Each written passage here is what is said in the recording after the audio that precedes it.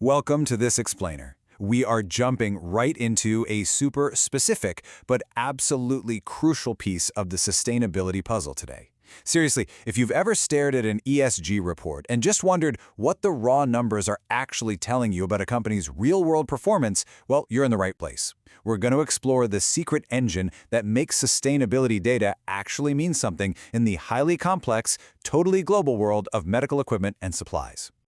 Okay, let's dive right into this by looking at the ultimate comparability challenge. Just imagine for a second that you're an investor, or maybe a stakeholder, and you're trying to analyze two entirely different entities in the healthcare sector. One of them manufactures millions upon millions of disposable syringes every single year. The other one? Well, they develop highly specialized multi-million-dollar MRI machines, and they might only sell a few dozen units annually.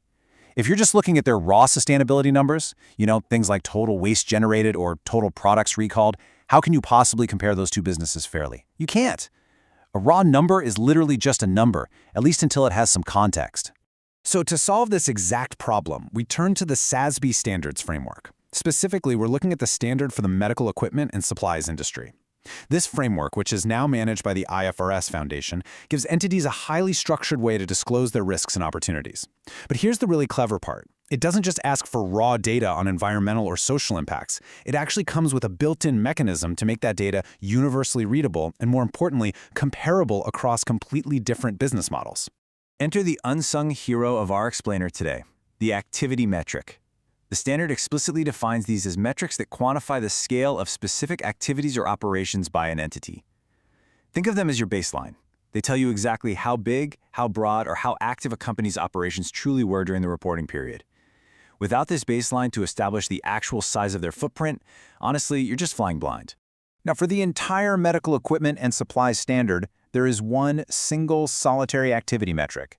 It's code HCMS 000.A.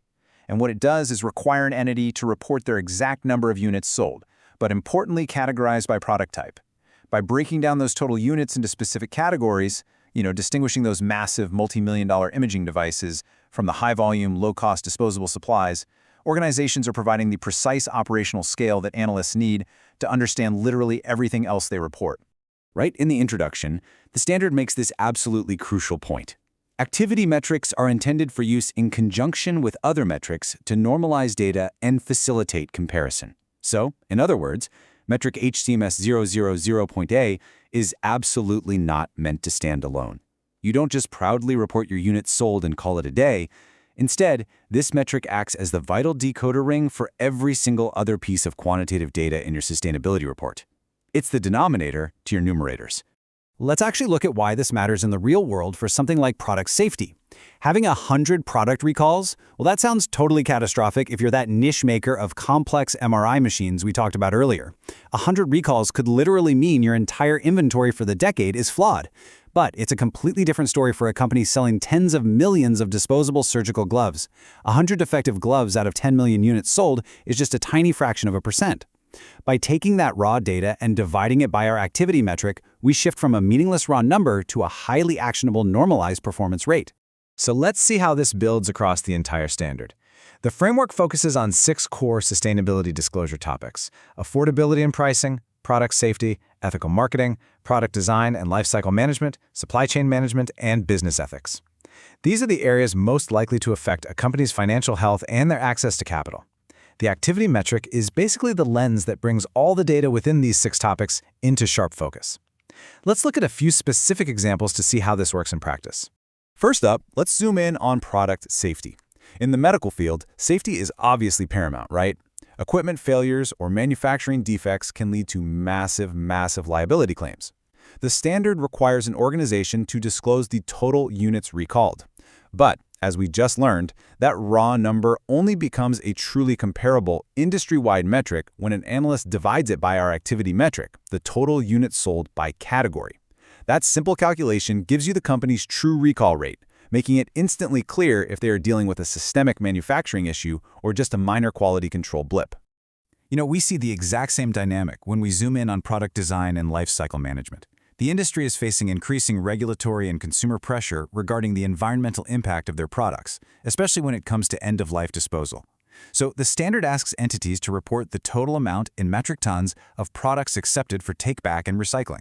Now again, a company reporting 50 metric tons recycled might sound fantastic on paper, but it tells a much richer, much more accurate story of environmental impact when investors can normalize that 50 tons against the company's total product volume.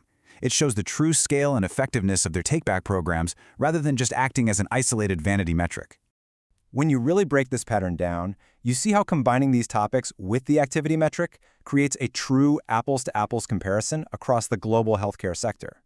We've talked about recall rates and recycling scale, but consider ethical marketing for a second. Disclosing monetary losses from false marketing claims is one thing, for sure. But comparing those losses against total units sold lets stakeholders completely contextualize the financial hit. Is that $1 million fine a minor bump in the road for a massive global distributor, or is it a devastating business-ending blow to a much smaller operation? The context is everything here. Okay, if you only take one thing away from this explainer, it should absolutely be this fundamental shift in how we view ESG reporting. Raw data needs context. Disclosing your sustainability actions in raw numbers is completely incomplete without the activity metric to ground it in reality. The SASB standards aren't just a random list of independent questions to answer, they're a deeply interconnected system. That single code, the total number of units sold by product category, is the anchor that turns disparate data points into a cohesive, highly comparable narrative of corporate performance. So I want to leave you with a final thought to chew on. Whether you are the one actually preparing these disclosures or the one analyzing them, when investors look at your standard disclosures, are you giving them the normalized context they need to truly understand your performance? Are you leveraging the activity metric to tell the real story of your operational scale, or are you just letting raw numbers float out there in a vacuum? Mastering this connection is absolutely the key to unlocking the true power of sustainability data. Thanks so much for joining me on this explainer.